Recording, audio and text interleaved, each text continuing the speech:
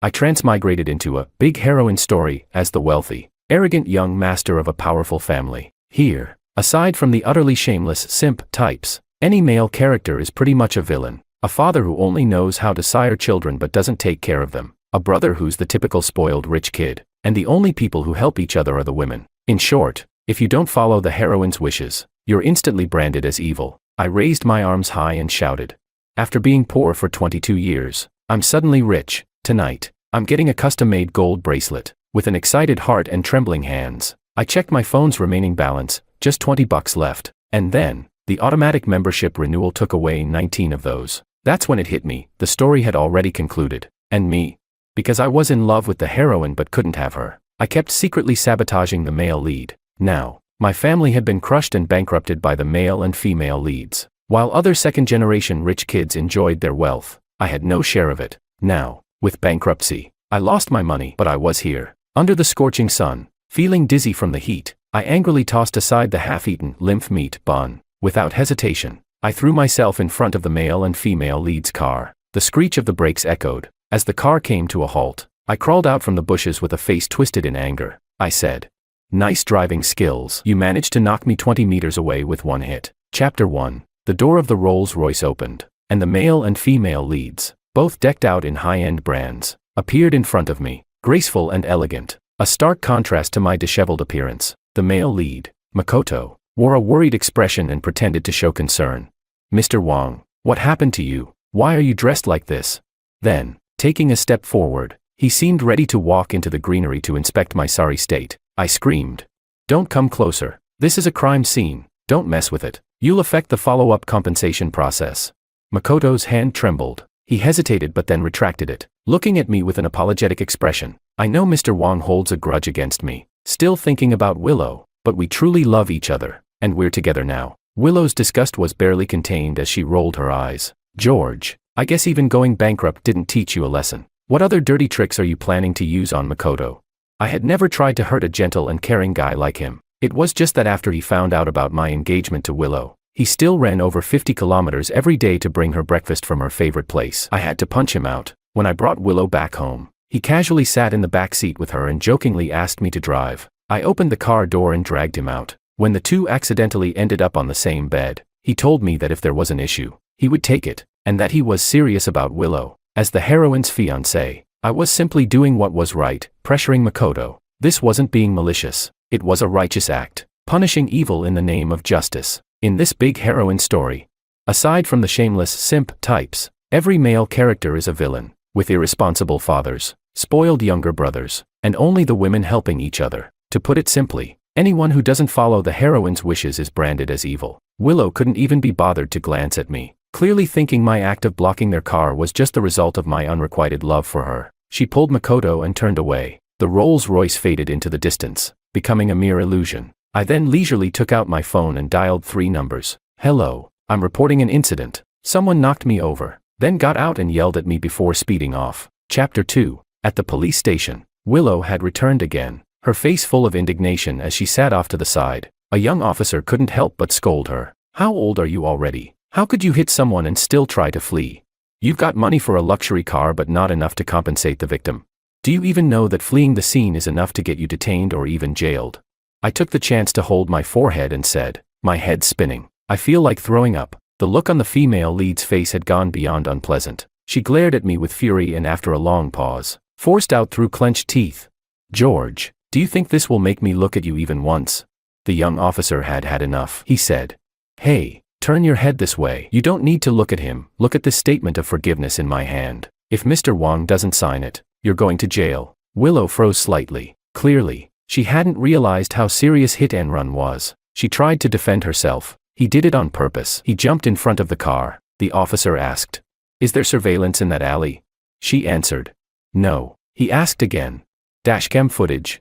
"It's broken," she replied. Naturally, the dashcam couldn't be checked. It was written in the book. The dashcam had just happened to be broken and hadn't been replaced yet. Willow was the heroine, and she had just kicked her father out to take over the Lu Group. If she went to jail, the board of directors would probably vote to dismiss her first thing tomorrow. Seeing there was no room to bargain, she bit her lip and said, "George, how much compensation do you want to sign the statement?"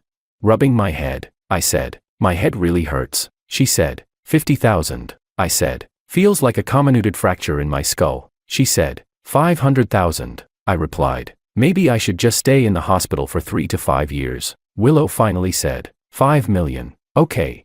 That massive number made my head go dizzy. I stood up and bowed slightly. Miss Lou is so generous. I'll sign right away. If there's ever another accidental hit-and-run opportunity like this, make sure you call me. Chapter 3. Night fell. I dragged myself back to the urban village. Although I had prepared completely for that hit, carefully choosing an angle that let me fly into the greenbelt to soften the fall, I was still covered in bruises. Ever since my family went bankrupt, the once glamorous heir of a wealthy family had turned into public enemy number one. The so-called friends who used to flatter me vanished, and every property under my name was auctioned off. Now, I could only rent a cramped space in the urban village. Urban village, an overcrowded and underdeveloped area within a city, usually inhabited by low-income residents, often former farmers or migrants. However, the downfall that rich heirs usually avoid like the plague was actually the kind of life I used to dream of before transmigrating. Before entering this book, I was an orphan, stumbling through life. I finally got into college, at the prime age when others freely enjoyed their youth.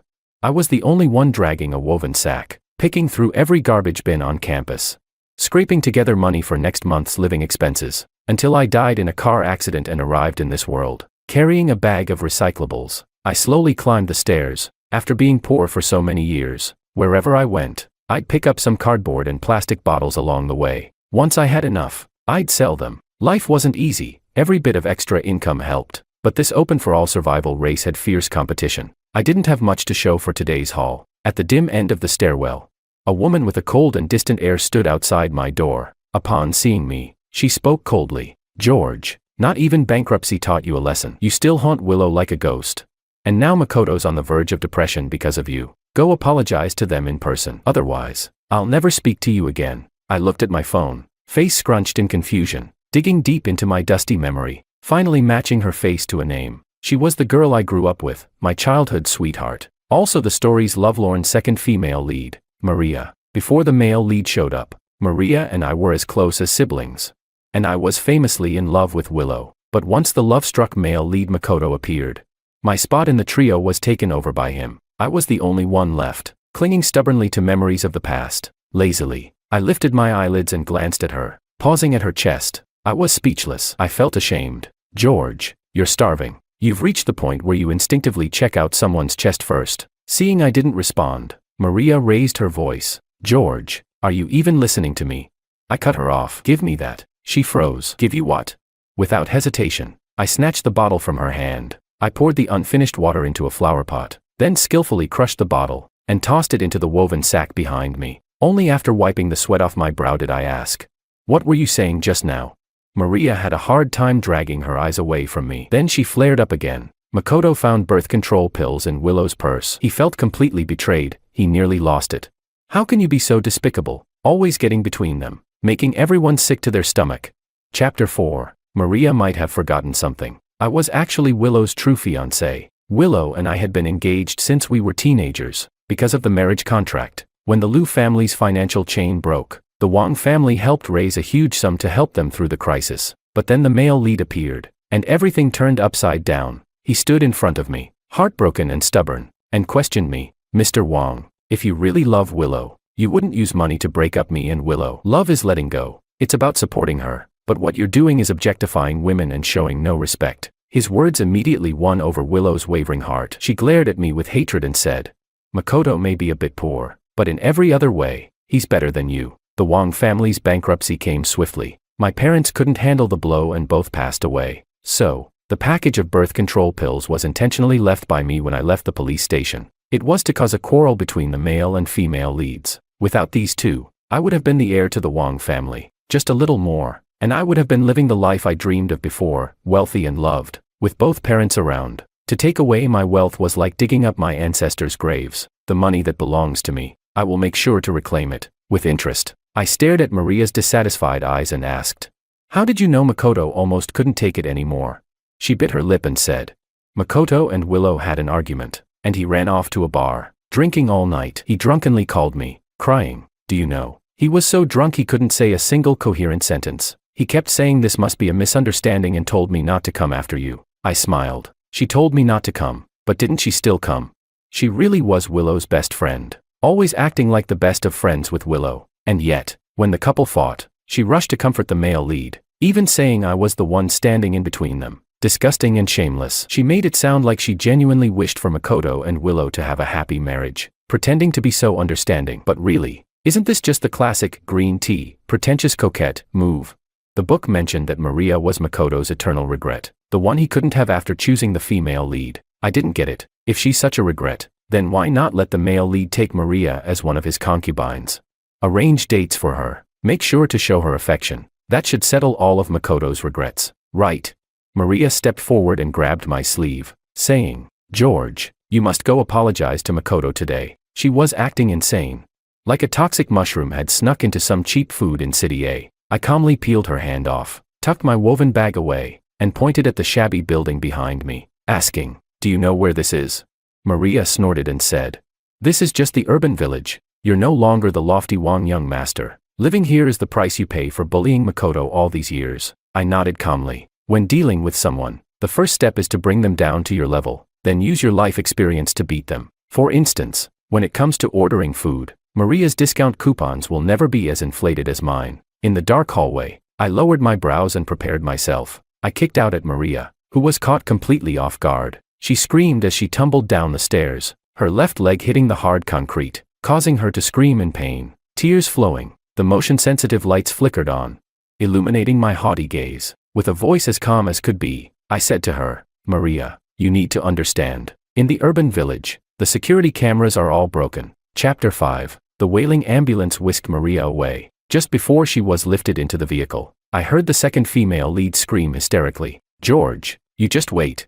Back in the urban village, I lay on the narrow, dimly lit bed, staring at a yellowish stain on the ceiling as I carefully recalled the plot of the book. After I moved into this urban village, the novel had already come to its perfect ending. The male and female leads were living happily ever after, soon to host a grand wedding, envied by all. Though the second female lead ended in regret, she still became a lingering sorrow in the hearts of countless readers. The evil male supporting character received the punishment he deserved, deeply satisfying. The female villain, who had opposed the leads, was trampled completely into the mud, stripped of any chance to rise again, and the author's pen stopped there, abruptly and decisively. No one knew what would happen next. After such a seemingly perfect finale, I took a fierce bite of a freshly bought lymph meat bun. Note, lymph meat is a slang term for low-quality or questionable meat of suspicious origin, often associated with cheap street food. My mind lingered on the villains. In this world, I hadn't done anything wrong, merely defended my rights, yet I was branded as vicious and cast aside as cannon fodder for everyone else to step on.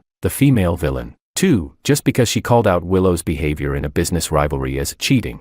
She was labeled a pick-me who despised other women for male attention, and got viciously trampled by the leads. I threw the lymph meat bun aside and quickly ran through the villain's personal info in my head. Then, I hailed a cab and headed for Maria's house. Night had fallen. In the brightly lit old family home, Maria's leg had already been wrapped in a thick cast. Her petite body was locked into a large wheelchair, her face deathly pale, looking like she might turn into a zombie at any moment. When she saw me, she glared with frustration and said, "George, even if you've come to apologize, it's useless now. I was thinking, we've known each other for 20 years, so I was willing to give you a chance to turn over a new leaf. But now it's clear, you'll never change your vicious nature." I leaned forward and peeked around behind her, then said, "Who said I came to apologize? I just heard you hurt your leg, so I brought some fruit, your sister's favorites, to check in on her. By the way, where is your sister?" Chapter 6. The old mansion was empty. Only Maria's stunned face slowly froze in front of me. Only then did it dawn on me. After Maria's sister was fired by the Sioux Corporation, she had long been kicked out of the mansion. Where she lived now was probably not much better than my urban village. Urban village, see previous explanation, overcrowded, lower income area within the city, typically a symbol of decline for former elites, fellow outcasts.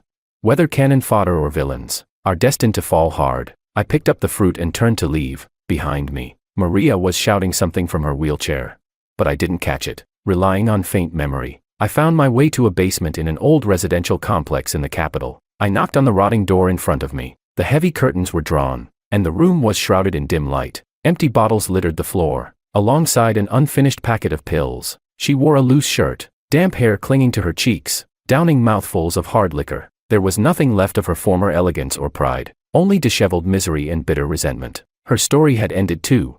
And her fate wasn't much better than mine. And all of it had begun with just one interview. When the host asked her opinion of Willow, she simply spoke the truth. She didn't respond directly, only frowned and said, "I don't quite understand what people mean by a strong, independent woman. If we swapped genders, if a man took money from his fiancée's family and then found a mistress, how would everyone react? To me, that's neither independent nor admirable." The next day, Willow published a long response post. "Sisters, don't be fooled by hollow labels of independence. True independence means not being defined by society's labels. It means defending your own rights and daring to say no in the face of inequality. You don't have to give up your rightful interests just to prove your independence. A truly outstanding independent woman doesn't just reject reliance. She learns to harness support, to coexist, to place herself at the center of the story, and make the world serve her. As for women who justify men's wrongdoing, they're pick-me girls who hate women from the inside out." After that, the female villain's public image kept spiraling downward, until Willow finally crushed her completely. Willow then smoothly handed the Sioux Corporation to her dear bestie, Maria. And so, the villain was discarded completely. Anna lazily lifted her eyelids and glanced at me. "Mr. Wong," she said, "did you come here just to laugh at me?" I shook my head and forced a smile. "I just brought some fruit you like. Came to check in on you." Anna's gaze drifted past the bag of apples and she said coldly, "Who's so malicious as to spread rumors I like apples?" I answered, "They're the cheapest," she said. "They're not sweet, not tart, and have no juice. Why would I like them?" I replied. "They're the cheapest," she said. "Don't you know these are the most useless fruits, completely unremarkable?" I said again, "They're the cheapest." Anna clammed up in frustration. After a moment, she frowned and picked up an apple, took a hard, reluctant bite. "There's a saying, you can't badmouth someone who feeds you." I leaned in, satisfied. "Villain, no. Miss Sue, would you like to take revenge?" The apple stuck in her throat. She snapped. "I've been kicked out of the Sioux family. How would I even begin to get revenge?" I grabbed her by the collar and pulled her close. Locked eyes with her and growled, "Can you pull yourself together? You used to be proud and ambitious. Where's that courage you had when you fought against Willow? You ate my apple. Now get up and get to work." Anna froze. Her brilliant mind ran through the implications in half a second. Then her trembling hand started reaching toward her throat. Clearly intending to make herself throw up the apple, I swatted her hand away, grabbed a nearby bottle of water, forced it into her mouth, and made her gulp it down, pushing the apple firmly into her stomach. I said, "Lou Corporation's newly developed software is about to launch. I have a way to snatch it, make it ours. If we can get funding, we can use it to make a comeback." Anna choked on the water, nearly rolling her eyes, but as she listened, her gaze suddenly lit up. She said, "Mr. Wong, if you really can get the new software, I still have some money left. I'll invest it all." I frowned. A project this big would need at least tens of millions up front. A fallen heiress surviving on discount apples probably had, at most, a few thousand. Still, I asked with zero expectations, "How much money do you have left?" She held up a hand and said, 50 million. Chapter 7. I sighed and said, 5,000 definitely isn't enough. We still need, wait a second. I adjusted her face to face mine, stopping just 3 centimeters from her nose. I asked, "How much did you say you had?"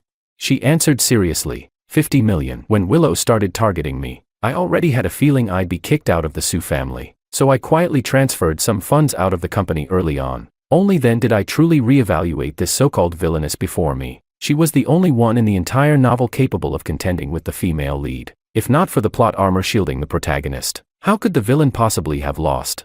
Here in this damp basement, she was like a venomous snake lying in wait, coiled, calculating, and ready to strike. Had I known she was this useful, I would have brought pricier fruit. With her capital injected into the project, I finally breathed a sigh of relief. I began examining the environment she was temporarily living in. Empty bottles were scattered all across the floor of the basement. As a broke workhorse, the sight made my heart flutter. I instinctively pulled open my woven sack, crouched down, and started tossing every bottle in. Crushed the cans flat with practiced precision. Anna looked a little embarrassed. She reached out, trying to take the woven bag from me. She said, "I'll clean up." "It's okay." Instinctively, I hid the bottles and cans behind my back. Why was she trying to steal them? I saw them first. I took a cautious step back and said, "They're mine. You can't take them." Anna's hand froze midair. After a moment, her eyes reddened. She turned her face away and said in a trembling voice, "Thank you. You're really kind to me, even helping me do chores like this. Since getting kicked out of the Sioux family, you're the first person who's been this good to me." Her tears made no sense. Even when I was later sitting in a private lounge, I pressed my pocket and still didn't get it. Inside was the 17.5 yuan I'd just gotten from the recycling station. All I did was take some of her bottles. Why was she crying over that? Across from me, Uncle Lin was staring me down. Back when the Wang family was at its peak, our two families were close. But after the Wang family fell, he swiftly cut ties with us and aligned himself with the Liu family instead. Now, with his bloated belly, he lit a cigarette and said, "Mr. Wang, if you're asking for a favor, you should show a little humility." By the time I transmigrated into this novel, every plot point had been printed into my brain. Uncle Lin was a live-in son-in-law. Culturally, a man who marries into a wealthier or more powerful wife's family and takes her surname or status. Using his in-laws' resources, he made a fortune, and then began collecting mistresses like trophies, claiming it was to reclaim his lost masculinity. But for now, he only dared do this behind closed doors. He wasn't yet strong enough to break away from his wife's family. In the not-so-spacious lounge, I burst into hearty laughter, then said, "Uncle Lin, I think you've misunderstood. I'm not here to negotiate with you. Today, I've come for one thing only, to threaten you. If you don't help me get Liu Corporation's new software, I'll make sure everyone, even the dogs in the capital, know you fathered 6 illegitimate children." Chapter 8. The highly anticipated new product Liu Corporation had been hyping for months was launched first, by me and Anna. It was only after the perfect ending of this novel that the cannon fodder and the villain finally did something truly evil for the first time in the entire story. Liu Corporation's stock price plummeted straight to the Earth's core, but Anna and I weren't that thrilled. The early stages of the project were burning through cash at lightning speed. Anna and I had invested our entire fortune, 55 million, yet it was only enough to sustain operations for a little over 10 days. Seeing the increasing red in Anna's eyes, I patted her comfortingly and said, "Don't worry, I've got a way to get investment." In the novel's extra chapter, it was briefly mentioned that a social gala would be held tomorrow. In high society, such occasions were where deals were made and power exchanged hands. That same extra told in a few words how the cannon fodder and villain ended up. I, unable to bear the fall from heaven to hell, ended my life in a cramped rental room. Anna, too, broke down one night, drank alone until her heart gave out, and wasn't found for over 10 days. But now, we were still alive, very much alive. Alive enough to throw wrenches in the male and female leads smooth sailing. I snuck into the gala. Just as I was climbing over a short outer wall, a familiar and angry voice rang out behind me. "George, what are you doing here? That last time, when you kicked and broke my leg, we're not done." It was Maria, still in a wheelchair. Her left leg had only just been freed from its cast and couldn't yet bear weight. But after yelling, she seemed to suddenly remember something. Her frown eased. She said, "Could it be, life's gotten too hard, and you've finally come to your senses to apologize to Makoto? If you admit your mistakes and sincerely repent, I might forgive you, and even offer you a sum of money, so you can live out the rest of your life peacefully." Honestly, I didn't find my current life all that hard, compared to how I lived before I transmigrated. This was several leagues better. Maria, preoccupied with her leg injury lately, had no clue Anna and I had started a company. I figured, the longer her leg took to heal, the better. The Su family wouldn't notice Anna's movements that way. I carefully scanned the surroundings. The nearest security camera was hidden behind thick plane tree leaves. Maria and I were standing in a blind spot, and nearby, no one was around. I plastered on a smile, softened my tone a little, and asked, "Maria, which leg did you injure again last time?"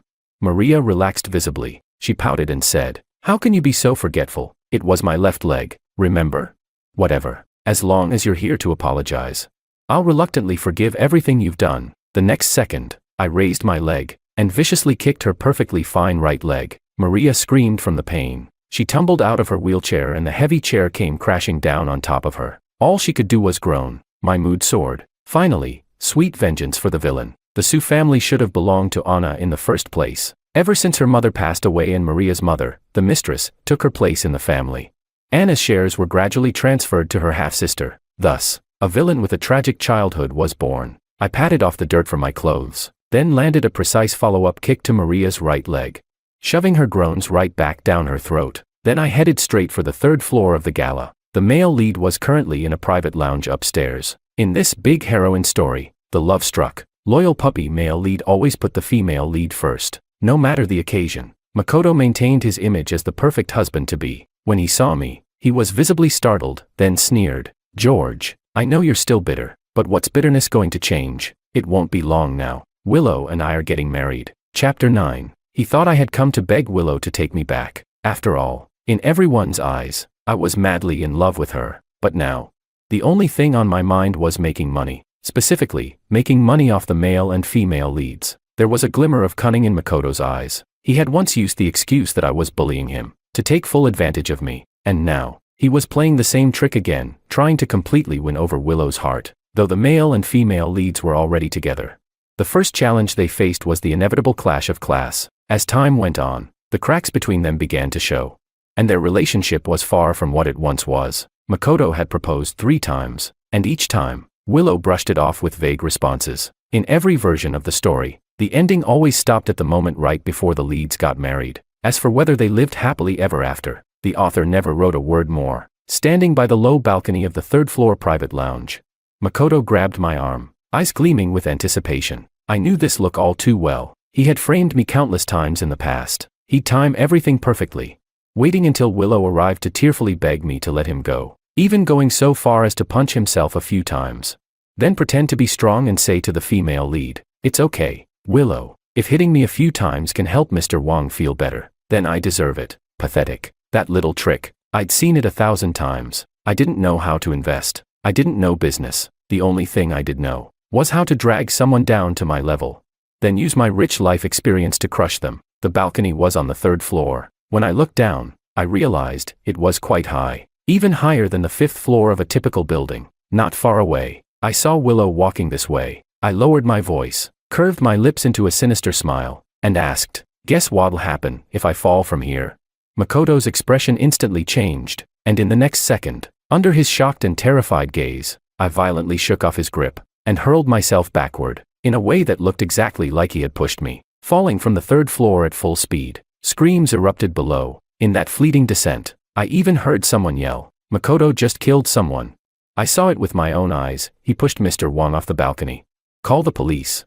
Makoto's horrified face shrank in my vision as I plummeted. The wind howled past my ears, and then, with perfect timing, I splashed down into a swimming pool on the 1st-floor terrace. When the police arrived, I was soaked head to toe, shivering non-stop, looking like I had just escaped death itself, even better at playing the victim than the male lead. At that moment, my performance as the vicious supporting male character was absolutely flawless. Makoto shook his head like a madman, yelling, "It wasn't me." He jumped. He set me up. Willow bit her lip, saying nothing. But the murmurs of the surrounding guests were clearly making her uncomfortable. She finally said, "Makoto, I saw it with my own eyes. You pushed George off the balcony. If it weren't for the swimming pool breaking his fall from that height, he could have died. How did you become like this?" That last line drained the color from Makoto's lips in an instant. Funny, because once upon a time, that same line had been said to me. Every time she was convinced I was setting Makoto up, she'd always look at me with disappointment and say, "George, how did you become like this? Where did the kind, honest big brother Wong go?" Now, the boomerang had finally swung back and stabbed Makoto straight through the heart. Willow turned to me, her face showing a hint of guilt. She pressed her lips together and said, "George, I'm sorry, but the Lu Corporation's stock has been dropping lately. We can't afford another scandal. How about we settle this privately? I'm willing to compensate you on his behalf." Chapter 10. Back when Makoto used to frame me, Willow would always throw out something completely unreasonable like, "George, how could you be so despicable?" But now that it was the male lead's turn, all she cared about was sweeping the scandal under the rug. I knew Willow had been mentally and emotionally drained lately. The newly developed project had been stolen, and the board of directors was grilling her relentlessly. Uncle Lin, who was involved, played the part of an outraged shareholder to perfection, spitting accusations with righteous fury while secretly being the real culprit. Willow still had no idea who the mole was, and even less of a clue that the company suddenly appearing out of nowhere was founded by me and Anna, with her grand wedding to Makoto fast approaching. She couldn't afford any more negative press. At this point, I had completely mastered Makoto's signature move, playing the pitiful little victim. So I clutched my forehead at just the right time. The fading bruise from the previous car accident was still faintly visible near my temple. I sighed and said, "My head really hurts. Falling from that height, what if I have a concussion from the impact?" She frowned and said, 300,000. I added, "My lungs hurt too. I swallowed so much pool water I don't think I'll survive till tomorrow." She replied, 3 million. The price was going up too slowly. Annoying. I pulled out my waterproof wrapped phone from my pocket and said with tragic resolve, "I'm just a disposable side character. Might as well post online and ask what to do when the male lead attempts murder." "Don't." Willow interrupted, brows furrowed. 30 million. That payout would practically slash a third of Lu Corporation's available cash flow. I instantly pocketed my phone and bowed politely. Miss Lu, you're so generous. If there's ever another near-murder opportunity, remember to invite me again. As soon as the money hit my account, I was about to leave, grinning ear to ear, when a familiar voice shouted from the crowd, "George." In the next second, a figure crashed into my arms. It was Anna. God knows where she came from, but her face was filled with anxious worry as she scanned me up and down. She asked, "You fell from that high up, are you okay?" I cut her off, excitedly whispering in her ear, "Lu family just paid 30 million in compensation. We've got investment capital now. I'll buy you expensive fruit tonight." But Anna didn't show the joy I expected. Instead, she looked upset, cheeks puffed in anger. "What's more important, money or your life?" she scolded. "Falling from that height, you could have died. Do you have any idea how worried I was?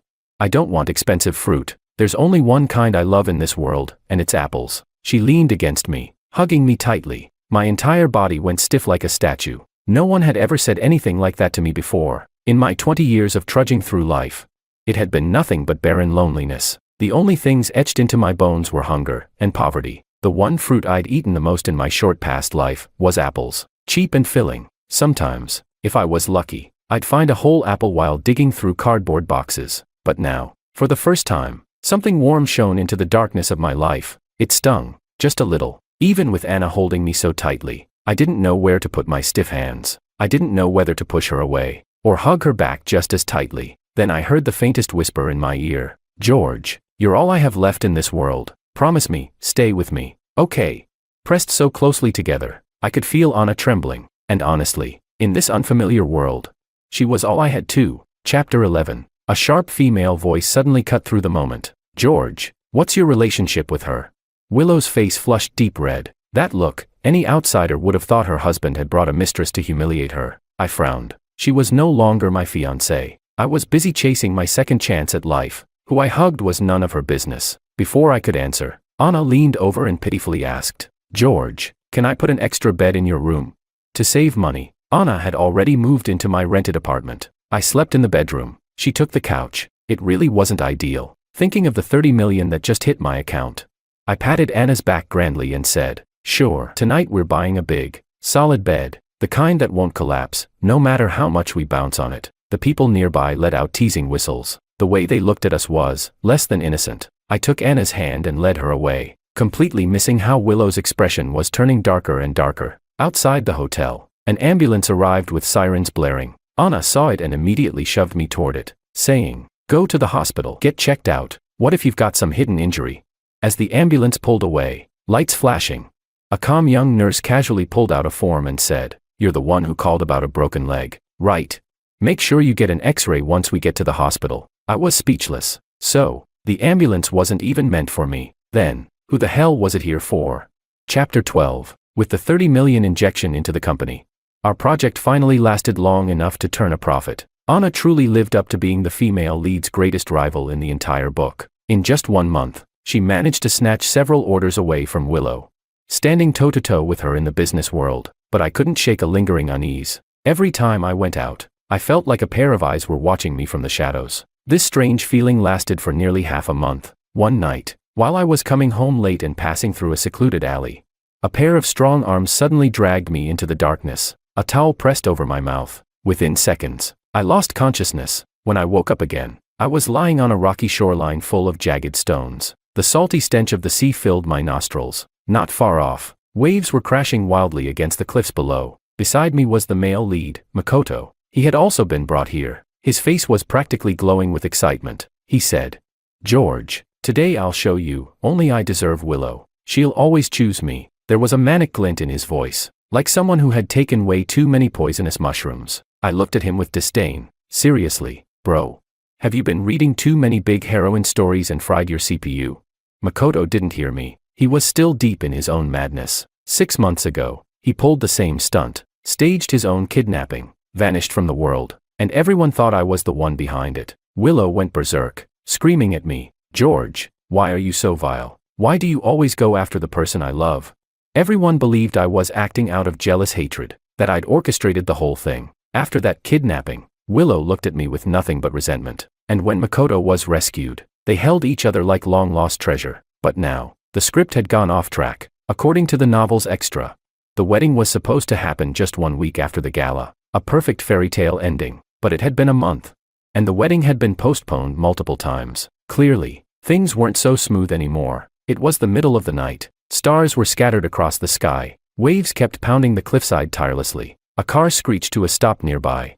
And Willow staggered toward us. The kidnapper grinned wickedly. He yanked me up from the ground and held a knife to my throat. Then he shouted, "You can only choose one. Then transfer 50 million to my account. Once I get the money, I'll let the other one go." Chapter 13. The blade was ice cold against my skin, sending a chill down my spine. I suddenly recalled the moment I got hit by that car. Blood trickling out of me slowly.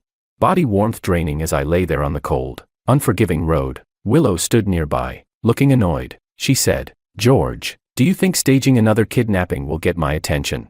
She thought this was all my doing, again. A cheap trick to sabotage her and the male lead's love. Maria had just arrived too, wheeled in on her plaster cast-covered legs. She shouted at me, "George, are you insane?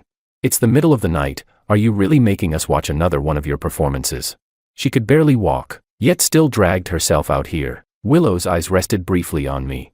Then she looked away and said the answer I had long expected. "You're really pathetic. If you must make me choose, fine. I will only ever choose Makoto." A smug grin appeared on Makoto's lips. He leaned in and whispered triumphantly in my ear, "See, everyone who used to stand by your side, they all choose me now. After this kidnapping, Willow will finally see I'm the one she truly wants to marry. Willow belongs to me." I stared blankly at this crowd of people. A so-called independent, empowered female lead. A love-struck fool of a male lead. A loyal best friend determined to protect their love. I scanned face after face, but there was no sign of the story's greatest villain. Maybe Anna didn't know I'd been kidnapped. The blade was still pressed firmly to my neck. Makoto and Willow were already in each other's arms, crying as if nothing else in the world mattered. They didn't even spare me a glance. Confident this performance had no audience left, that I'd quietly leave the stage like a clown without applause. I looked back at the crashing waves beneath the cliff. Not too high. If I jumped, swam half a kilometer, I'd probably make it to shore. The kidnapper kept up his dramatic performance.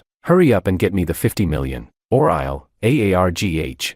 A scream tore through the night. He didn't even finish his sentence, because he'd already been shoved over the edge. And just like that, the biggest villain in the book finally made her grand entrance. Chapter 14. Anna saved me. She was clearly shaken, her voice laced with sobs. She choked out, "You didn't come home, you didn't pick up your phone. The food's already gone cold." Her fingertips were covered in blood, as if they'd been scraped raw climbing rocks. Anna explained, "When I first got kicked out of the Sioux family, I used to sit here every day just staring at the sea, so I know this place like the back of my hand. Below the cliff on the right, there's a pile of rocks. You can step on them to climb up, and the sound of the waves can completely drown out your footsteps. So, the villain had been here all along." A faint line of light broke over the distant horizon, piercing through the night's darkness. I wrapped my arms around Anna, in the golden streaks of sunlight slowly rising above the sea.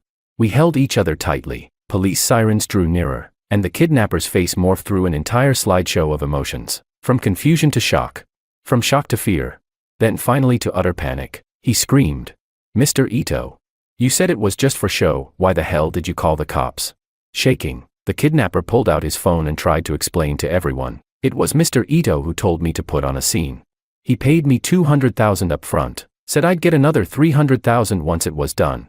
Competition's brutal in the waste-picking business lately. Some bastard's been working early and late, completely emptying out all the bins in my neighborhood. So I had to switch jobs and take on a side gig to make ends meet. How could you call the cops?" Waste-picking. That definitely wasn't me. George." The sun rose higher, lighting up Makoto's pale face in full detail. His legs gave out, and he almost collapsed. He never imagined that this time, Anna would actually call the police. All those past schemes that earned him sympathy and trust were now backfiring. It seems that my arrival in this novel really did patch every plot hole. Even the dumbest storylines suddenly made sense. The salty sea breeze blew across everyone's faces. Willow finally snapped out of her shock. Her eyes locked onto mine, full of guilt, shame, and deep, unrelenting remorse. She reached out her hand and said, "George, I'm sorry. I really thought you were behind all this. So now that the Wong family is bankrupt, her eyesight miraculously works again.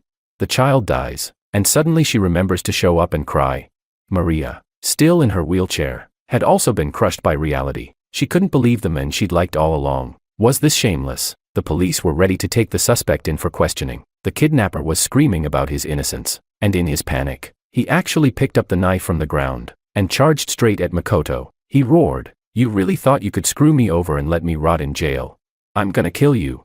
The blade was inches from Makoto's neck. He stood frozen in fear, paralyzed. In that split second, Anna and I exchanged a look, then we both kicked hard, right at Maria's wheelchair. The second female lead flew forward, crashing into the kidnapper. They tumbled into a heap, and the knife landed perfectly in Maria's right arm. She saved the male lead, perfectly tied up the last loose end. Her scream rang out again, that same shrill wail I'd grown sick of hearing, drilling into my skull. The police tackled and restrained the attacker. I dusted the sand off my clothes and turned back. Willow was still looking at me with those guilt-ridden eyes. I said, "My head hurts. If we don't settle the emotional damages today, I'm not dropping the charges." She bit her lip and replied, "I really get it now. I won't give him any more money." I sighed. "Actually, you could maybe help him out a little," she said. "No, the truth is out. I won't make the same mistake again," I said. "Fine. I'll ask for less," she replied. "Even if you asked for nothing, I still wouldn't help him." Willow spoke with firm conviction. For the first time since arriving in this world, I lost a negotiation. The money slipped through my fingers. Frustrated, with nowhere to vent, I gave Maria a good kick. She yelped in pain. The once bustling seaside now echoed with the wail of approaching ambulances. No one paid Maria any attention as she struggled to get up. Dragging herself toward the ambulance, she cried out, "Help! I'm the one who called. You can't just leave me behind this time." Chapter 15. The female lead lost her protagonist halo. After a string of failed investments, Liu Corporation's financial chain finally snapped. Once upon a time, the Liu family had faced a similar crisis, but back then, the Wang family bailed them out. Now, she had nowhere to turn. Her wedding with the male lead, Makoto, became a distant dream. When the first autumn arrived after I transmigrated into this book, I was curled up in my office, flipping through Wang Group's financial reports. When my secretary knocked and said, "President Wang, Miss Liu from Liu Corporation is here to see you," I frowned in thought for a moment, then declined the meeting. But Willow must have truly run out of options. She waited stubbornly outside the building, dead set on seeing me. From morning until dusk, everyone in the office was whispering about it. I knew why she'd come. She wanted to negotiate with our company. Rubbing my aching temples, I finally agreed to meet her in the conference room. The once radiant female lead now looked worn and weary. She walked in holding a thick stack of transfer agreements. And when her eyes met my calm, indifferent gaze, she froze on the spot. Moments later, her voice rang with surprise and joy as she asked, "George, this company, you founded it.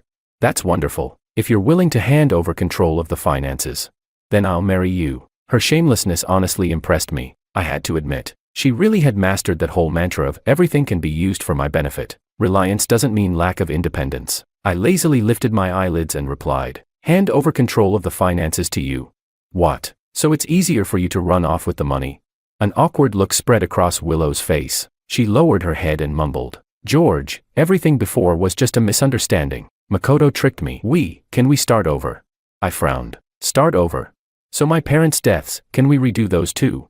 In this world, my parents died in a car crash. After the Wang family collapsed, they were on their way to another city for business when the stress caused them to lose focus behind the wheel. They crashed into a guardrail and died on the spot. Honestly, if I had transmigrated just 3 months earlier, I might have been able to stop it. Willow didn't kill them directly, no, but they died indirectly because of her. What I wanted more than anything was to take every penny she had, then send it to the afterlife as tribute to my parents. Willow looked at me, her eyes filled with pain and hope. She said, "George, you still love me, don't you?" I looked up at her, a little hopeful too, and asked, "Do you still have any money?" Willow's smile froze. Her voice dropped. "No. I'm actually a few billion in debt." She had no money and still came to waste my time. I slammed the table hard and snapped, "No money? Then what the hell are you here for? If you don't leave right now, I'll sell you for parts tonight." After Willow was dragged out by security, I carried a bag of fruit and headed to the old Su family estate. After Anna and I dealt with Liu Corporation, no one at Su's dared speak against her again. She reclaimed everything that was rightfully hers. On top of that, the Su family had hired a fortune teller, who claimed Maria's destiny was too soft, said she had the face of a short life full of disaster and hardship. At the old estate, I saw Maria sitting in her wheelchair. When she saw me, her eyes lit up. She asked, "Brother Wang, are you here to see me?" I lifted the apples in my hand and said, I heard your arm still hasn't healed. So I brought some of your sister's favorite apples, came to visit her. Where is she? Maria's head drooped in disappointment. She said, Brother Wang, we'll never go back to how close we used to be, will we? When people are hurting, they always miss the past more. Maria had nothing left now, after Anna took back control of the Su family. Her very first move was to kick Maria out of the company. Now Maria sat in her wheelchair, her legs just freshly freed from plaster. Her right arm was still tightly bandaged and slung across her chest due to serious injuries. She looked utterly defeated. I walked over and patted her on the shoulder, comforting her. Sure, you lost everything, but you gained love. Look, your love just arrived. Chapter 16. Makoto showed up at the gates of the Su family estate. That whole fake kidnapping drama. It ended with him in detention for a few days before being quietly let go. But everything he once dreamed of had vanished into thin air. He and the female lead had a massive fight, and eventually went their separate ways. Luckily, the second female lead was still waiting for him. The male lead's biggest regret in the entire novel was about to be mended. I excitedly pulled out a washed apple, took a crunchy bite, and stood by to witness this glorious historical moment, only to see Maria, panicked, using her still functional left arm to push her wheelchair, desperately trying to distance herself from Makoto while screaming in fear, "Don't come any closer." Makoto froze where he stood. "Maria, you're leaving me too," he said. "You once told me you'd stay in the same place and wait for me forever." I burst out laughing. Her legs hadn't even fully healed. Her arm was still broken. She couldn't even manage crutches without help, and she still thought about standing. That fortune teller really was something. He'd once said Maria's fate was cursed. After giving it serious thought, Maria decided that Makoto was her bad luck charm. If she had never met him, she wouldn't have lost everything. Wouldn't have ended up stuck in a wheelchair, faced with a choice between love and survival. The second female lead made the practical choice, which, frankly, I found pathetic. Just then, a pale hand reached into my fruit bag and casually grabbed an apple. I turned around. Anna's smiling face appeared beside me. She asked, "Brother Wang, did you finish counting up the details?" I smiled and nodded slightly. The new company was under my name, and 20% of the Su family shares had become mine. Maria slapped her wheelchair in frustration and shouted, "Brother Wang, what are you counting? I'm part of the Su family too. It's bad enough you're not giving me any shares, why are you hiding everything from me?" Anna rolled her eyes and said, "You calling him Brother Wang now? Next time, try brother-in-law instead." Chapter 17. My arrival had added one last extravagant flourish to a story long since concluded. The so-called century wedding between the male and female lead never happened, but Anna and our wedding came right on schedule. As I held Anna's hand and walked down the aisle, I heard commotion outside the hotel. Makoto burst in, dressed in cheap clothes. His eyes were bloodshot, and the hatred in his stare toward me was seething. He roared, Why did the plot change? I was supposed to marry Willow. George, you were supposed to die alone in a rented room. Anna was supposed to die in that basement. Why are you both still alive?" He'd gone completely mad. Suddenly, he pulled a knife from his sleeve and lunged at me. The guests screamed and scattered. Only Maria, still in her wheelchair, turned pale and panicked. She tried to grab her crutch and flee. Her legs had mostly healed, and with the crutch, she could finally stand again, but she was still too slow. Anna and I exchanged a glance. At the same time, we both grabbed Maria and used her as a human shield. She shrieked, "Eldest brother is like a father. Eldest sister is like a mother.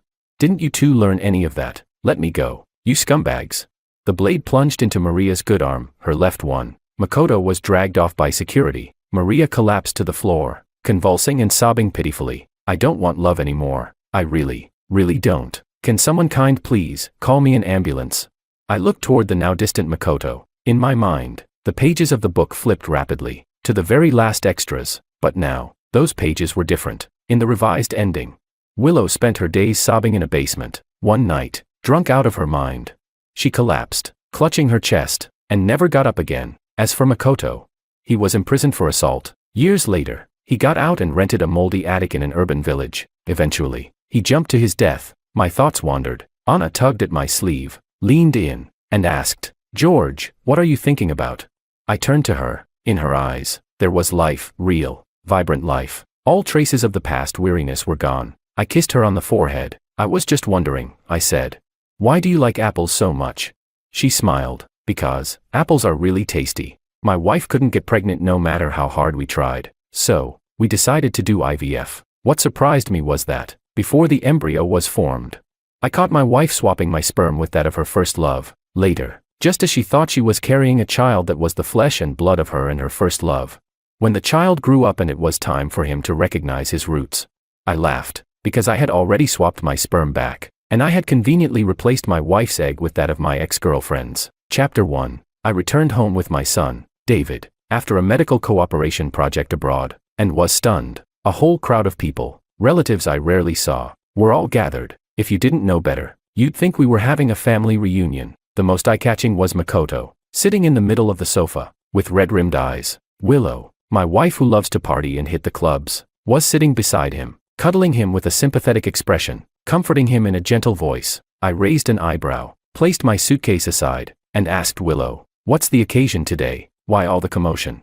David, standing behind me, crossed his arms with an icy look on his face, glaring at Makoto. He already had an inkling of who this man was. My mother-in-law sat in the main seat, looking upset and hesitant to speak. Before Willow could respond, Makoto, with tears in his eyes, walked up to David and said excitedly, "My dear son, I'm your real father." David quickly stepped back, disgusted, his brow furrowed as though Makoto was something filthy. He took a step back, his voice cold as ice. "My father is George. This kid is really my loyal little buddy." I took David's hand, giving him a reassuring look, then raised my fist and punched Makoto in the face. The muffled sound of the punch echoed through the living room. I spoke with a cold tone, my eyes sharp as knives. "Don't go around claiming family ties." Willow suddenly stood up, quickly helping Makoto to his feet, and yelled at me, "George, are you out of your mind? How dare you hit Makoto?"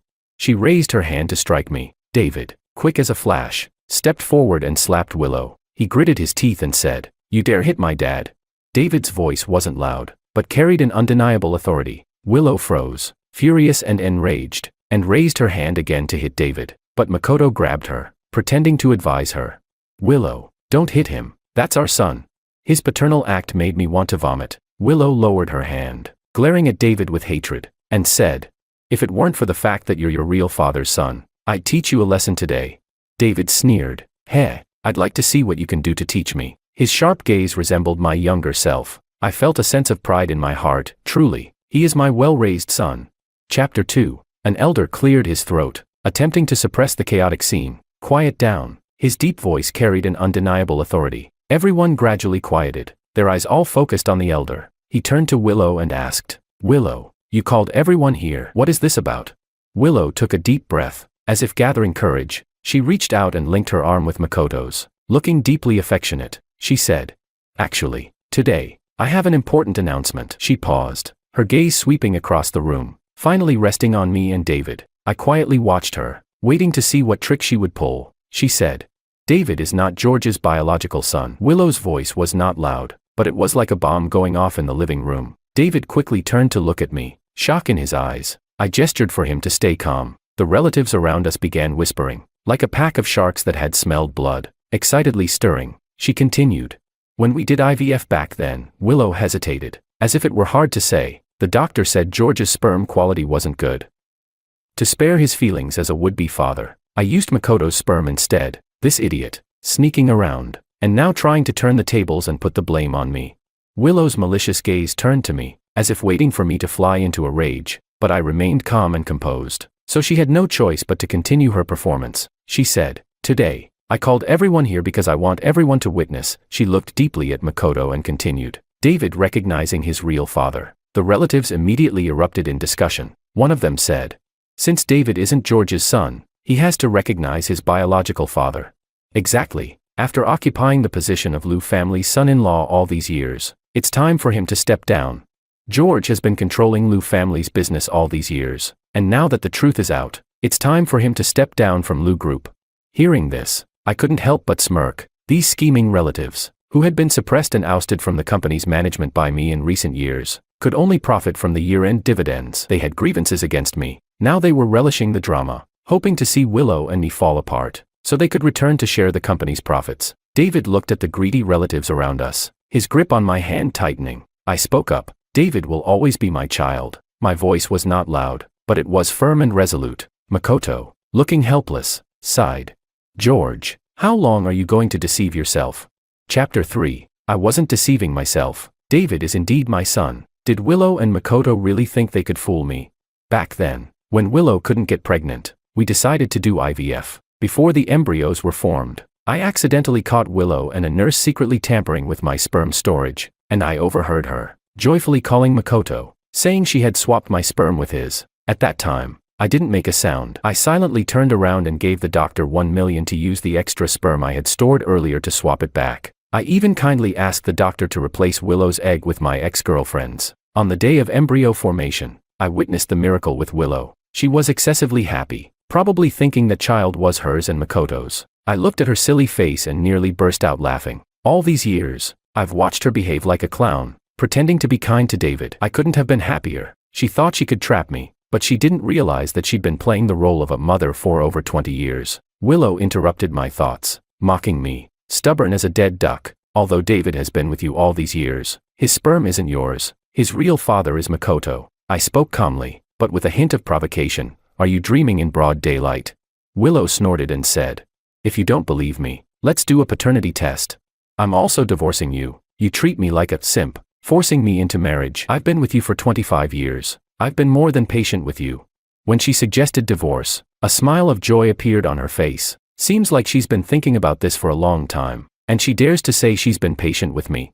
She moved into the Liu family for 25 years, but refused to sleep with me for 25 years. While I was raising our child, she was off playing the field with Makoto. While I was fighting in the business world, holding up the Liu family's name, she was clubbing and hanging out with rich second-generation kids. But she did make one mistake. This wasn't because I loved her, and that's why I was her simp. I married her just to get the Liu family's son-in-law status and take control of Liu Group. Now, Liu Group is entirely under my control, so Willow no longer has any value to me. I said, divorce is fine. I shrugged indifferently. But there's no need for a paternity test. I'm certain David is my son. David looked at me, his eyes filled with conviction. Dad, I trust you. Willow and Makoto were both in a panic. She said, David, don't you believe your mother? David ignored her, staying close to me. At that moment, a male college student-looking boy barged in. He walked straight up to David, excitedly calling, brother. Everyone in the room froze. Not only did a father pop up out of nowhere, now there's a younger brother. Chapter 4. I looked at the boy who resembled Makoto, and a vague suspicion began to form in my mind. This must be Willow and Makoto's illegitimate child. They'd kept it well hidden. Willow often didn't come home, and it's no wonder I never noticed she was pregnant. It seems this drama is even more elaborate than I imagined. My mother-in-law sat at the head of the table and asked the boy, Willow, what is going on here?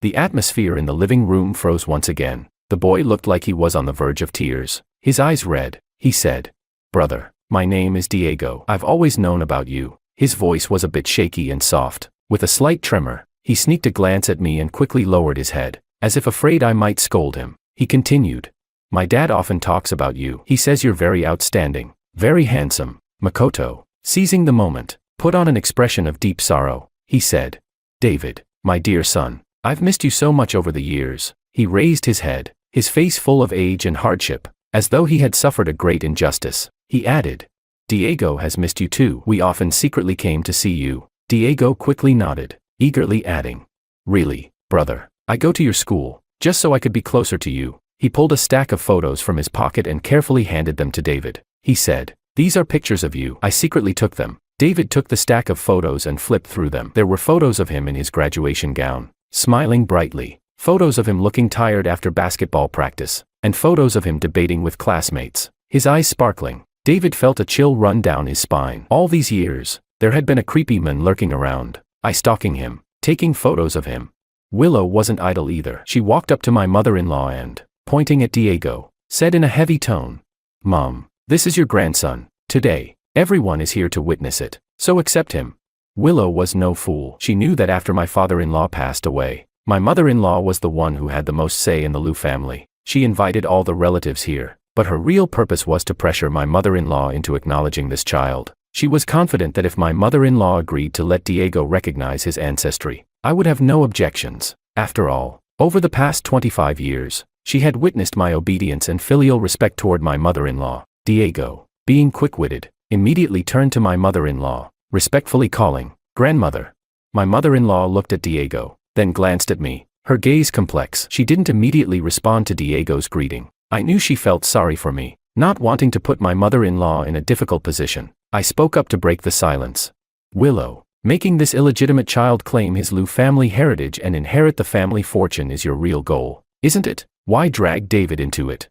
Chapter 5. I turned to David. Exchanging a look, I said, even if David isn't my biological son, he is still the only child under my name, George. All my assets, properties, stocks, funds, including 20% of Lu Group's shares, will all be left to him. David, if that's the case, would you rather stay with me, or go with your mother and this supposed real father? My son's quick mind spun, his eyes flashing. He immediately understood what I was implying. He instantly threw himself into my arms, rubbing his cheek against my arm and cheerfully said, Mom has a younger brother now, and she won't leave me any inheritance. Of course, I'll stay with Dad. What a good boy. As expected, he's my student. He skillfully turned the tables with reverse psychology. When Makoto heard that I was willing to leave all my wealth to David, his eyes lit up, brighter than a 1,000-watt light bulb. He knew I had substantial assets. Just my jewelry, real estate, and precious metals alone were worth a pretty penny. Not to mention the 20% of Lu Group shares, which were essentially a gold mine. Greed, naked greed, showed plainly on his face. He leaned toward Willow's ear, whispering. He said, when the old man passed away, to balance things, he divided his 60% share of the group into 4 parts, 20% to George, 20% to the old lady, 10% to David, and you only got 10%. If George transfers his shares to David, and we manage to get David's shares into our hands, you'll have 40%. The urgent task now is to get George to give up his shares and assets, let him leave with nothing, and bring David over to our side. Willow thought for a moment, and Makoto's plan made sense to her. She stood up and, with a motherly expression, said to David, David, your younger brother can stand on his own. He won't compete with you for inheritance, and I'm willing to give you everything. She paused, then added a condition. The premise is that you go with Makoto for a paternity test. If the test shows that you're indeed his biological son, then you have to acknowledge him as your father and treat him well. David sneaked a glance at me, and I subtly nodded. Fine. David agreed immediately, but he shrewdly added, however, before we do the paternity test, both Mom and Dad have to first go to the notary with me and transfer all the assets to my name for free. I silently applauded. This kid is sharp. What you hold in your hands is what's real. Don't trust verbal promises. Chapter 6. At this moment, those nosy relatives who love to stir up trouble were all worked up. What Makoto had thought of, they naturally also thought of. One by one, they were rubbing their hands together, as if they could already see mountains of gold and silver calling out to them. Willow didn't understand business. If Lu Group ended up under her name, it would be no different from them controlling it. One relative took the lead and applauded. Good, good, good. This is the way to do it. Another relative pulled out their phone and, while dialing, said, I'll contact the notary office right now.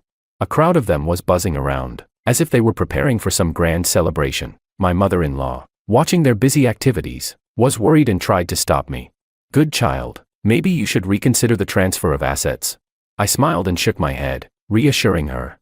Don't worry, Mom, I know what I'm doing. My mother-in-law had always been aware of my capabilities. Seeing me so calm, she stopped pressing me. With their help, I transferred all the assets under both Willow and my name, except for each of us having a living allowance of $50,000, to David's name. At the notary office, Willow and Makoto watched David with affection, as if they were already envisioning the day when David would lead Lu Group and command the winds and rains. Smiling happily, I watched them daydreaming and then looked at my son, who had just become a billionaire. I smiled too, but it wasn't enough for Willow to bleed money. I was going to skin Makoto alive. I said, Makoto, didn't you say you loved David? Aren't you going to show it? I casually spoke, my gaze sweeping over Makoto's hypocritical face. I said, I've been raising your son for over 20 years. It's cost me millions. I don't even need compensation from you. Just give the money to David. After all, he's the one I love the most. David, taking advantage of the situation, chimed in, Mr. Ito, you've been with my mom for over 20 years, so there's probably millions, right? Now that we're at the notary, don't you want to prove your loyalty to me? Otherwise, I might start doubting that you're not really here for me, but just for the Lu family behind me. Makoto froze, trapped in a dilemma. If he gave the money, it would hurt. If he didn't, David would doubt his motives for claiming paternity. Unable to decide, Makoto gritted his teeth and pulled out a card from his bag, handing it to David. David, of course, I love you. This is $5 million, money I've saved up for over 10 years. David grabbed the bank card without hesitation and immediately called over the notary to proceed with the certification. Makoto stood by, smiling, though his smile was twisted, as though he was being forced to part with his flesh. Chapter 7. The paternity test institution was chosen by Willow, fearing that I might tamper with the results. She picked the most authoritative national-level forensic testing facility. I sneered. How clever of her. After the staff collected blood samples from me, Makoto, and David, I insisted they also collect Willow's blood for the test. Willow looked at me in disbelief.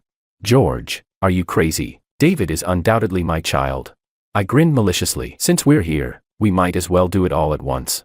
Though David didn't understand why I insisted on this, he knew I must have my reasons. So, he threw a tantrum and insisted that Willow also undergo the paternity test. Now, Willow treated David like a king, so she reluctantly agreed to his request. When we left the testing center, Makoto's son Diego came late, holding a bouquet of flowers. Brother, he called out warmly to David, handing him the flowers and pretending to want to hug him. David's face twisted with disgust, and he shoved Diego away. Don't touch me, you're gross. That kid was even taller than David, looking all smug and slick. Makoto immediately tried to smooth things over. David, this is your brother. We should love and support each other as a family. David rolled his eyes. The test results aren't out yet, so don't go around calling him a relative just yet. I casually said, I won't disturb your family bonding. Willow, let's go to the Civil Affairs Bureau and get the divorce certificate. Since there were no assets to divide and no child custody issues to negotiate, Willow and I didn't even need a divorce agreement. We went straight to the Civil Affairs Bureau and got our divorce certificate. Makoto's eyes widened, his joy obvious. He hadn't expected the divorce to happen so quickly. He thought I would keep clinging to the marriage, but David stayed close to me. And seeing our close relationship, Makoto's jealousy flared up. After David went to the parking lot to fetch the car, Makoto finally seized the opportunity and sarcastically mocked me. George, Willow never loved you. She's been with me all this time. Willow, holding Makoto's arm, smiled smugly. Once the paternity test results come out, David will naturally come back to us. Diego, no longer pretending to be the innocent little brother in front of David, arrogantly sneered. Now all the money is brothers. Once the test results come out, you'll be out on the streets begging.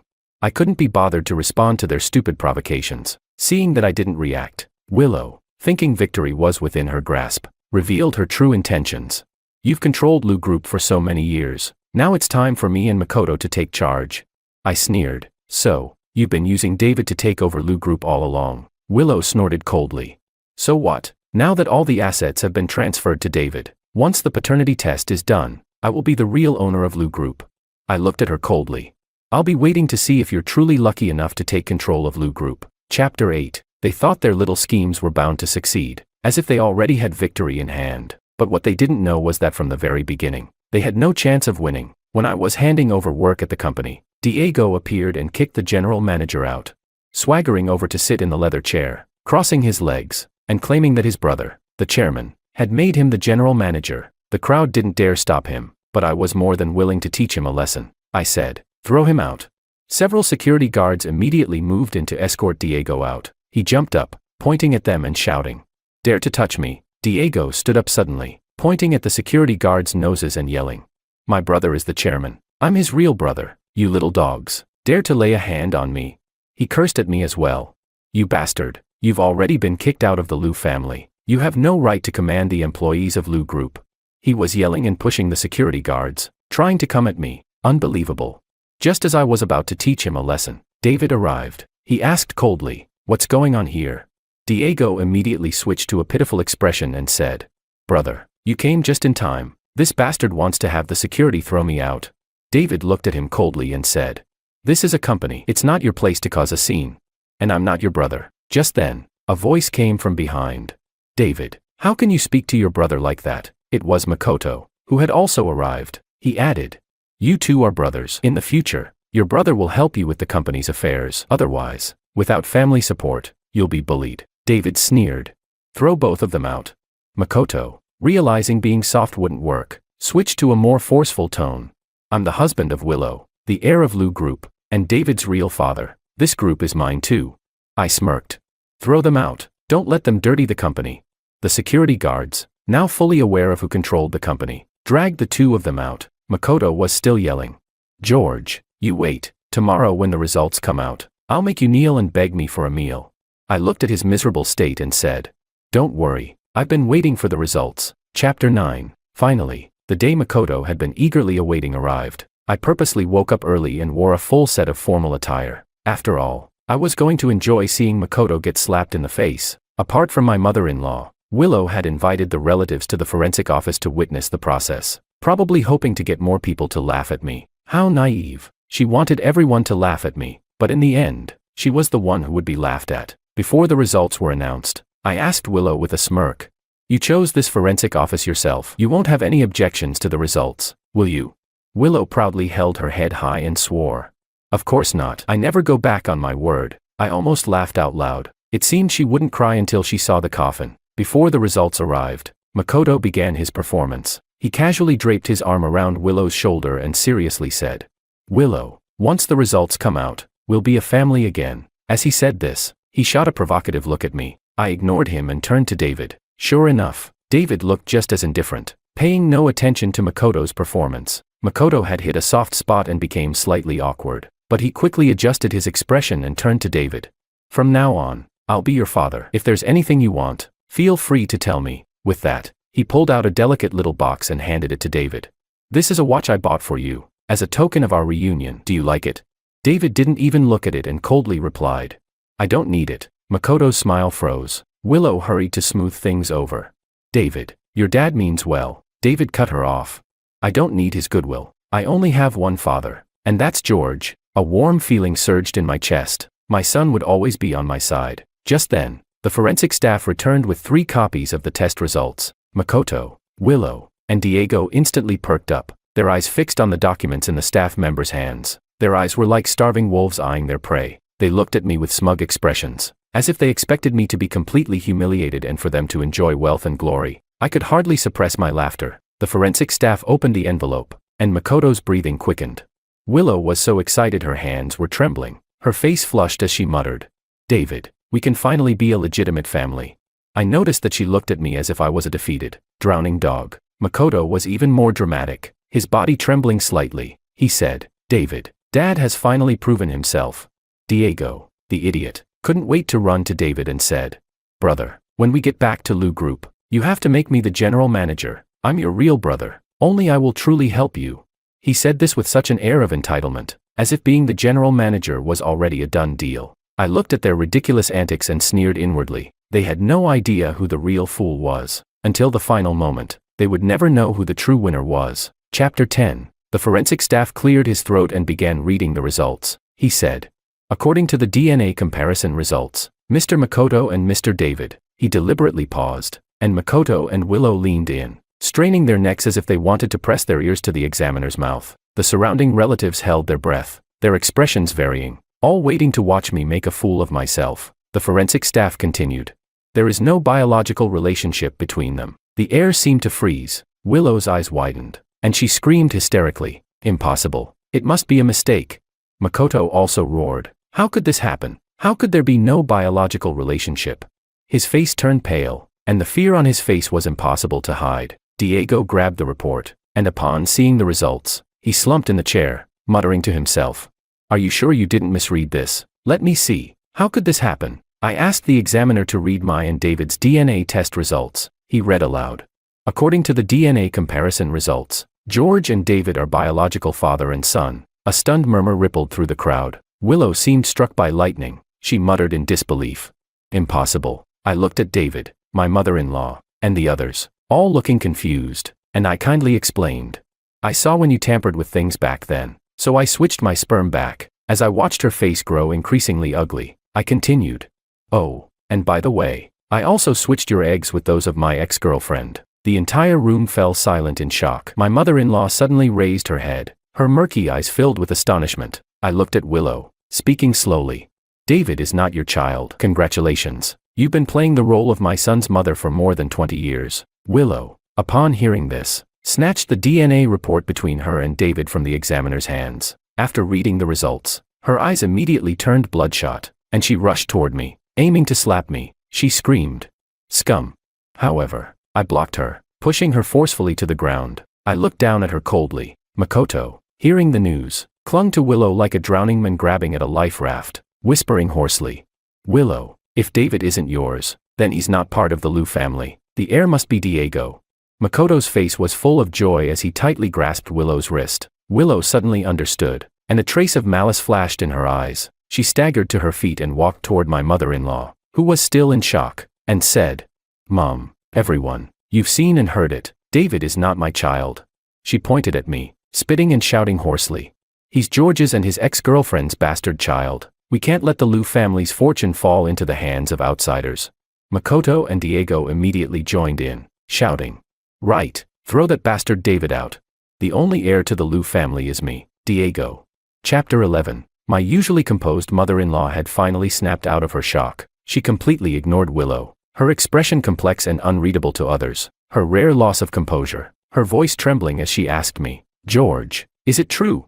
Seeing her like this made my heart twinge with a hint of bitterness. I replied, "It's true." Willow, dissatisfied with her mother's reaction, shook her hand and said, "Mom, hurry up and announce that Diego is the heir." My mother-in-law had already regained her composure, brushing her hand away, and calmly asked, "Do you know who George's ex-girlfriend is?" Willow, now furious, stamped her feet and said, "What does that have to do with me? Anyway, David isn't our child." My mother-in-law replied, "George's ex-girlfriend is your sister, Anna, so David is still our child, and the legitimate heir." My mother-in-law's words were like a bomb, dropping into the crowd. She continued, "Everyone knows our family tradition. The legitimate eldest son inherits the business. Though we no longer prioritize sons over daughters, the heirs must be the children of the legitimate wife. Only when that line dies out does it fall to you, the illegitimate daughter." She glared at Willow with a sharp look, warning her, "When Anna had her accident, your father had no choice but to take you back. Willow, don't forget your place." At the mention of her true identity, Willow's face turned pale. When her father was young, he had been tricked into fathering her with a female secretary. But no matter what, the Liu family could never accept an illegitimate child, except for paying alimony. Her father never looked at her. But fate took an unexpected turn when Anna had her accident and became a vegetable. With no choice, her father focused his attention on Willow. He made her a condition: if she wanted to return to the Liu family, she had to have George enter the family, because my father was her father's savior. Willow had no feelings for me and was already in love with someone else, so she didn't want to marry me, but she understood the benefits of returning to the Liu family. So, seeing that I seemed to admire her, she agreed to marry me. Makoto had originally looked down on her poor background. But when she became the Liu family's daughter, he returned to her side. Willow, on the other hand, was loyal to Makoto. The reason we had gone for in vitro fertilization was that she wanted to stay faithful to him, refusing to be with me. The two of them had planned to take over the Liu family after her father passed away, but they hadn't expected her father to leave a backup plan. He divided his shares into 4 parts, creating a balance of power between us, and appointed me as the chairman to manage the company, preventing Willow from entering the company. So Willow had to rely on her shares to take part in the year-end distribution, and without real power, she was extremely resentful. Willow, still struggling, retorted, "I don't believe David is Anna's child. Why should I trust George just because he says so?" Willow was still clinging to her last hope. Chapter 12. I sneered at Willow, then took another paternity test report from my bag. I said, "This is the paternity test between David and Anna." I opened the report and displayed it to everyone, saying, "You don't believe me. Anna is still in the nursing home, and David is right here. You can apply for a national-level forensic organization to take a sample and confirm it on the spot. David is Liu family's child. I'm sure everyone will be convinced now." Makoto and Diego were dumbstruck. They never expected that David was actually Anna's child. The old lady still appeared calm and composed, but there was a glint of tears that flashed in her eyes. The relatives began to murmur, "So David is Anna's child? Then David is the true heir. Looks like Willow, the illegitimate daughter, won't be able to claim the Liu family fortune." Their eyes were filled with contempt as they looked at Willow. Willow seemed to have lost all her strength and collapsed onto the ground, her gaze hollow. She hadn't even had David acknowledge her as his mother, and now, she had lost everything. Makoto and Diego were also like withered plants, completely deflated. The relatives understood now, Willow was no match for me. Following Willow would bring them no benefit. So, one by one, they stood up and left in a hurry. Willow stared at me, lost in thought, and after some time, as if she had made a great decision, she walked over to my side with a flattering smile and said, "George, I know you love me. You just didn't like me partying in clubs or being too close to other men. Right? I promise I won't contact Makoto anymore. Can I come back to the Liu family?" I looked at her with pity and spoke slowly. "Willow, you're wrong. I never loved you." Her face went pale instantly. She asked, "What did you say?" Her lips trembled as she asked, "Then why did you always stare at me like that? Why did you insist on marrying me?" I coldly explained, "Because you look like Anna, and I was just comforting myself by looking at you." Marrying you was about protecting Anna's legacy. You were the Liu family's daughter, and I had to marry you so I could enter the Liu family as your husband and gain access to the Liu group. It was all about keeping the power away from the other branches of the family. You must be wondering why Anna was my ex-girlfriend. Why would my father-in-law entrust the company to me, but not to his own daughter? Why has my mother-in-law treated me like her own son for so many years? When you were a child, you weren't in the Liu family, so you don't know. Even though I grew up in the countryside, my father-in-law, in gratitude for my dad's life-saving kindness, would bring me to stay at the Liu family villa every summer and winter vacation. Anna and I were childhood sweethearts, and we were already in love. My mother-in-law treated me like a son, and my father-in-law saw me as Anna's future husband. I received the same elite education as Anna. I laughed loudly, like I was looking at a fool. It's laughable that you thought I was just a country boy, that I climbed into the Liu family because of gratitude, and that you actually thought I loved you. Chapter 13. Willow stood there as though struck by lightning, stunned. She had always believed that I loved her deeply, but now, she realized she had just been a pathetic substitute. Everything she had was built on a lie, and now that the lie had been exposed, she had nothing left. Willow completely collapsed. We had been playing a role, a play that lasted for 25 years. Now, the play was over, and it was time for the curtain to fall. I asked the housekeeper to pack Willow's things and kicked her out of the villa. I said, "Mom, I've been working on a project with a foreign medical institution. It's about stimulating the nerves of vegetative patients to promote awakening." The old lady suddenly looked up, hope flickering in her eyes. "You mean?" I nodded and said, "Anna has undergone several treatment sessions, and her brain waves are very active. The doctors say she will wake up soon." My mother-in-law was overjoyed, tears streaming down her face. She murmured, "Anna, my Anna." Meanwhile, Willow, kicked out of the Liu family, wandered aimlessly on the street. The false prosperity of 25 years had collapsed in an instant. She returned to the apartment where she used to live with Makoto, but he wasn't very welcoming. He mocked coldly. "You stupid woman, now we have nothing left." Willow turned around in a flash, her eyes red. "Blame me. If you hadn't swapped the sperm back then, would this have happened?" Makoto was stunned. He didn't expect Willow to shift all the blame onto him. He retorted, "But you agreed to it back then, didn't you?" Willow grabbed his arm, her voice rising in hysteria. "Shut up. What use is it to talk about that now? We have no money. Do you know how we're going to live with just 50,000? Makoto shook her off and said, "Then what do you want to do? We can't just go work a regular job, can we?" Willow let go of him, defeated. What now? She was so used to the lavish lifestyle, so accustomed to being adored. Now, she had nothing left. Makoto suddenly had an idea. He said, "5 million. David still has the 5 million I gave him."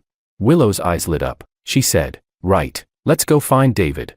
The two of them stumbled to David's apartment. After pressing the doorbell for a while, David lazily opened the door. Seeing them, there was no trace of surprise on his face. He asked, "What are you here for?"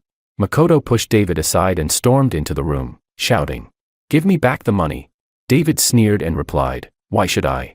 Makoto pointed at David, his whole body shaking with anger. Through gritted teeth, he said, "That's my money." David walked over to the sofa and casually sat down. Crossing his legs, he said nonchalantly, "Ito-san, that 5 million was notarized as a gift to me, so I don't have to return it to you." Makoto felt his vision darken. He became agitated. You. He pointed at David, but couldn't utter a complete sentence. A sharp pain hit his chest, and his vision went black as he collapsed to the ground. Willow froze in shock. She screamed, "Makoto, Makoto." She rushed over, hugging him tightly, screaming in panic. David, witnessing this, dialed 120 with a calm expression. Then, as though nothing had happened, continued reading his book. Chapter 14. Willow and Makoto blamed each other after failing to get the money. When the 50,000 ran out, Willow was broke. Makoto refused to work and support Willow. He told her that if she didn't find a job and continued depending on him, he would kick her out. Later, out of kindness, I called a headhunter to arrange a job for Willow. A while later, I invited David to dinner with me. On the way to the restaurant, I hummed happily. David asked why I seemed so cheerful. I replied, "Because there's a good show to watch later." Sitting in the second-floor private room of a restaurant with an open kitchen, David looked through the transparent glass and saw Willow, who had once never lifted a finger, now wearing a waitress uniform and serving dishes on the ground floor. He raised an eyebrow and looked at me, asking, "Is this it?" I smiled and said, "Of course not. Keep watching." After a while, we saw Makoto walk in with a beautiful woman with a good figure. The two were laughing and chatting intimately. Willow, of course, also saw them. Her expression froze instantly. She shouted, "Makoto, What are you doing here? Makoto didn't even look at her and continued joking with the woman. Willow's voice grew louder, and she shouted, Makoto, I'm talking to you. Only then did Makoto look up in irritation, glance at her, and say, What's wrong? We're eating. Are you blind? Willow pointed at the woman and said, You and her. Makoto suddenly laughed, a shameless grin on his face. He said, What's wrong with me and Susan? Does it bother you? Willow's face turned bright red, fuming with indignation. She asked, What is your relationship with her? Makoto replied, She's my girlfriend. What, is that a problem? Willow staggered backward, her mind in a daze. A girlfriend, you actually? Makoto looked at her provocatively, asking, What, you think I can't have a girlfriend? I'll tell you, Willow, I've been with Susan for over 20 years. All the money I stole from you back then went to support her. He paused for a moment before adding, And you didn't know, did you? The child you lost wasn't an accident. It was arranged by Willow, and the truck that caused the accident was tampered with by Makoto. Willow's face drained of color, her soul seemingly drained as well. She stared at Makoto, her eyes filled with disbelief and despair. Susan, standing beside her, sneered and said, Sis, you're just a side chick. Willow felt her world shatter completely. The men she loved had betrayed her. Her son wasn't even hers. 25 years of devotion had turned into nothing but a cruel joke. In a blind rage, she ran to the kitchen, grabbed a knife, and charged back, hurling herself at Makoto and stabbing him like a madwoman, screaming hysterically, You scumbag, you ruined me, you ruined everything. Makoto screamed as blood soaked his clothes. Chapter 15. David watched in horror as the bloodbath unfolded before him. While I calmly sipped my tea, the police arrived quickly and took Willow away. David, still stunned, asked me, Dad, is this the show you wanted me to see? I set my teacup down and gently explained to him. David, today I'm teaching you, never show mercy to your enemies. David, puzzled, asked. Willow and the others tried to seize the inheritance. Kicking her out was enough. Why go so far? I replied, Because what happened to your mother wasn't an accident. Willow tricked her into going to the construction site, and the truck that caused the accident was tampered with by Makoto. I tried to stay calm, but my voice still carried a trace of hatred. I still couldn't forget the feeling when I saw Anna covered in blood. For 25 years, I had wished nothing more than to kill Willow and Makoto, but I held back because I wanted them to destroy each other. Willow's job was arranged by me, making it easier for her to get a weapon. Makoto had been led here by me. The woman he was with was a public relations worker, and I had my madam arrange for her to be given 2 fixed-time restaurant vouchers I bought. Sitting right in front of Willow, there was no way she could miss them. Makoto was taken to the hospital but ultimately died from his injuries. Later, I heard from David that without Makoto's money, Diego's life had become unbearable, and he ended up following his biological mother into becoming a male escort. When his classmates went out to have fun, one even recognized him. What a mockery. Days passed, and life seemed to return to normal, but then, a phone call from the hospital sent ripples through the calm. The doctor said Anna had woken up. I could hardly believe my ears. 25 years, and she finally woke up. I immediately took David and my mother-in-law to the hospital. In the hospital room, Anna lay quietly on the bed, pale but with a clear gaze. When she saw me, she smiled faintly. She asked, George, why do you look so old? Tears welled up in my eyes, and my throat tightened. We've waited so long for you. I choked out. I motioned to my mother-in-law and David, who were waiting outside the door. Anna's gaze shifted to David, and she asked, Who is this? I honestly explained that he was our child from IVF. She looked stunned for a moment, then accepted it well, her eyes softening with maternal love as she looked at David. She asked, What's his name? I replied, His name is David. Anna smiled gently and whispered, David. He's very handsome.